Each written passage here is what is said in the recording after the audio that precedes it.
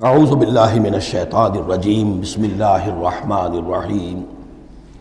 مثل الجنة التي وعد المتقون فيها انہار من ماء غیر آسن وانہار من لبن لم يتغیر طعمه وانہار من خمر لذة للشاربین وانہار من عسل مصفى ولهم فيها من كل الثمرات ومغفرة من ربهم كمن هو خالد في النار وسقوا ماء حمیما فقطع امعاءهم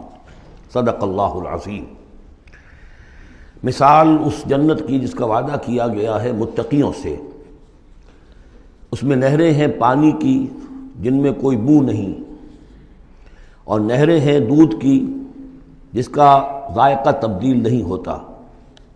وانہار من خمر، اور ایسی شراب کی نہریں کہ جو لذت والی ہے پینے والوں کے لیے، وانہار من عسل مصفی، اور نہریں ہیں ایسے شہد کی جس کو صاف کیا جا چکا ہو، جھاگ اتارا جا چکا ہو، وَلَهُمْ فِيهَا مِنْ كُلِّ الثَّمَرَاتِ، اور پھر مزید برآں ان کے لیے ہوں گے وہاں تمام میوے، تمام پھل، وَمَغْفِرَةٌ مِّن رَبِّكُمْ، اور مغفرت ہوگی ان کے رب کی طرف سے۔ بھلا یہ لوگ کمن ہوا خالد فی النار، بھلا وہ لوگ کہ جو ان جنتوں میں ہوں گے ان کے برابر ہو سکتے ہیں وہ کہ جو ہیں آگ میں، جو رہیں گے ہمیشہ آگ میں، وَسُقُوا مَاءً حَمِيمًا، اور انہیں پینے کو دیا جائے گا کھولتا ہوا پانی، فقطع امعاءهم، جو ان کی انتڑیوں کو کاٹ کر رکھ دے گا۔ وَمِنْهُمْ مَنْ يَسْتَمِعُ إِلَيْكَ، اب یہاں سے جو اصل مضمون اس سورہ مبارکہ کا ہے، جو میں پہلے عرض کر چکا ہوں کہ قتال سے جو طبیعت اب گھبرا رہی تھی کچھ لوگوں کی، خاص طور پر جن کے دلوں میں روک تھا، منافقت تھی، ان کی کیفیت ہے جو اس سورہ مبارکہ میں بڑی تفصیل سے آئے گی۔ وَمِنْهُمْ مَنْ يَسْتَمِعُ إِلَيْكَ، ان میں سے کچھ لوگ ایسے بھی ہیں جو اے نبی آپ کی بات بڑی توجہ سے سنتے ہیں، حَتَّىٰ إِذَا خَرَجُوا مِنْ عِنْدِكَ، یہاں تک کہ جب وہ آپ کے پاس سے نکل کر باہر جاتے ہیں، قَالُوا لِلَّذِينَ أُوتُوا الْعِلْمَ مَاذَا قَالَ آنِفًا، تو وہ کہتے ہیں ان کو کہ جنہیں علم دیا گیا، کیا کہا انہوں نے، اب یہ نئی بات آج کیا کہہ دی انہوں نے۔ یہ اوت العلم سے مراد اہل ایمان بھی ہو سکتے ہیں کہ وہ لوگ اہل ایمان میں سے جو لوگ ان میں زیادہ سمجھدار ہیں اور جن کو سمجھتے ہیں کہ زیادہ ان کو اللہ نے فہم عطا فرمایا، ان سے پوچھتے ہیں یہ بات کچھ سمجھ میں نہیں آئی جو آج کہی ہے محمد نے صلی اللہ علیہ وسلم، یا پھر یہ اہل کتاب سے جا کر پوچھتے ہیں جو علم والے جن کو علم پہلے دیا گیا تھا، ماذا قال آنفا، یہ کیا کہہ دیا، یعنی جنگ کے بارے میں جو بھی اب کوئی تجویز ہو رہی ہے، اقدام کا مرحلہ ہے، اب نکلنا ہے، قریش کے قافلوں کا پیچھا کرنا ہے، ماذا قال آنفا اولئک الذین طبع اللہ علی قلوبہم، یہ وہ لوگ ہیں کہ جن کے دلوں پر اللہ تعالیٰ نے مہر کر دی ہے، واتبعوا اہواءہم، اور یہ اپنی خواہشات کی پیروی کر رہے ہیں، یعنی یہ ہچکچاہٹ جن کے اندر پیدا ہو گئی ہے، در حقیقت یہ نشانی ہے اس بات کی کہ ان کے دلوں میں منافقت پیدا ہو چکی ہے۔ والذین اہتدوا زادہم ھدی، اور جو ہدایت پر ہیں اللہ تعالیٰ نے ان کی ہدایت میں اضافہ کیا ہے، اس نئے مرحلے کے آنے سے ان کے جوش ایمان میں اور ذوق شہادت میں اضافہ ہو گیا ہے۔ وَآتَاهُمْ تَقْوَاهُمْ، اللہ تعالیٰ نے انہیں ان کے تقویٰ میں اور اضافہ فرمایا ہے۔ فَهَلْ يَنظُرُونَ إِلَّا السَّاعَةَ أَن تَأْتِيَهُمْ بَغْتَةً، تو یہ کس چیز کے منتظر ہے سوائے قیامت کے کہ وہ آ دھمکے ان پر اچانک۔ فَقَدْ جَاءَ أَشْرَاطُهَا، اس کی علامتیں تو آ چکی ہیں، یعنی قیامت کی سب سے بڑی علامت جو ہے وہ در حقیقت حضور صلی اللہ علیہ وسلم کی بعثت ہے، جو کہ آپ آخری رسول ہیں، اور آپ نے فرمایا بھی ہے کہ بعثت انا والساعۃ کہاتین، دونوں انگلیوں کو آپ نے جوڑا، میں اور قیامت اس طریقے سے جڑے ہوئے، اب میرے بعد کوئی اور نبی نہیں،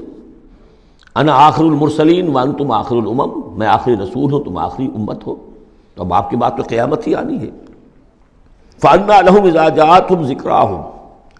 تو جب وہ آ جائے گی ان پر، دھمک آ جائے گی، آ دھمکے گی، تو پھر اس وقت ان کا یاد کرنا یا نصیحت اخذ کرنا یا سبق حاصل کرنا ان کے کس کام کا ہوگا۔ فَاعْلَمْ أَنَّهُ لَا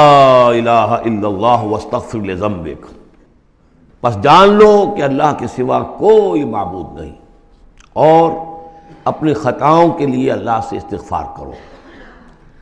اب یہاں ایک تو یہ ہے کہ یہ بات خطاب کر کے حضور سے کہی جا رہی ہے واحد کے صیغے میں، اس حوالے سے ایک تعویل تو یہ ہو سکتی ہے کہ یہ حقیقت میں حضور کی وساطت سے آپ کی امت سے کہی جا رہی ہے، لیکن یہ ہے کہ اس میں علماء نے یہ بات بھی نکالی ہے کہ یہاں حضور مخاطب ہے، اور حضور کی مخاطبت میں یہ پہلو موجود ہے کہ حضور کے گناہ کا معاملہ جو ہے ہم اپنے گناہ پر قیاس نہ کریں۔ حسنات الابرار سیئات المقربین، حضور کی تو جو انٹینسٹی ہوتی تھی تعلق مع اللہ کی شدید، اس میں ذرا سی کمی آتی تھی تو آپ اسے بھی سمجھتے تھے کہ بہت بڑی کوتاہی مجھ سے ہو گئی ہے۔ گویا کہ ہمارے لیے تو کہیں بمشکل کبھی اللہ تعالیٰ کی خصوصی عنایت سے طبیعت کے اندر انشراح ہو جائے تو یہ بہت بڑی نعمت ہے، اور حضور کے لیے وہ تو انشراح تو ہر وقت رہتا ہی تھا۔ اگر ذرا سا کہیں کسی مسئلے میں تھوڑی سی اس انشراح کی شدت میں کمی آ جائے تو آپ اسے بہت بڑی اپنی کوتاہی، بڑا گناہ سمجھتے تھے۔ ویسے میری ایک ذاتی رائے بھی ہے، وہ میں اگلی صورت میں آ کر اس بات کو پورے طور سے واضح کروں گا کہ یہاں حضور کی خطا سے مراد یہ ہے کہ جو بھی اس جد و جہد میں کہیں کوئی کوتاہی رہ گئی ہے، اور وہ کوتاہی اگر دوسرے مسلمانوں سے ہوئی ہے، تب بھی جیسا کہ آپ کو معلوم ہے کہ جنگ اگرچہ سب مل کر لڑتے ہیں، سپاہی بھی لڑتا ہے، لیکن یہ کہ صحرا بنتا ہے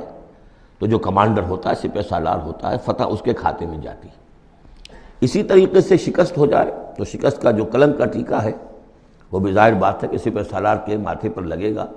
چاہے اس میں غلطی کسی اور کی ہو جائے۔ اس اعتبار سے اگر کہیں کسی سے کوئی کوتاہی ہوئی ہے تو گویا کہ وہ حضور صلی اللہ علیہ وسلم کی جد و جہد ہونے کے اعتبار سے کہ آپ ہی کی قیادت میں ہو رہی ہے، تو اس جد و جہد کے اندر کہیں کوئی کوتاہی یا کمی جو ہے اس کا ذکر ہو رہا ہے۔ وَلِلْمُؤْمِنِينَ وَالْمُؤْمِنَاتِ، اے نبی آپ استغفار کیجئے اپنی خطا، تقصیر کا بھی، اور اہل ایمان مردوں اور عورتوں کے لیے بھی۔ وَاللَّهُ يَعْلَمُ مُتَقَلَّبَكُمْ وَمَثْوَاكُمْ، اللہ خوب جانتا ہے کہاں تمہیں لوٹ کر جانا ہے، بازگشت تمہاری کہاں ہے، اور کہاں تمہارا اصل گھر ہے مستقل، تمہارا ٹھکانہ کہاں ہے، یعنی آخرت، بہشت۔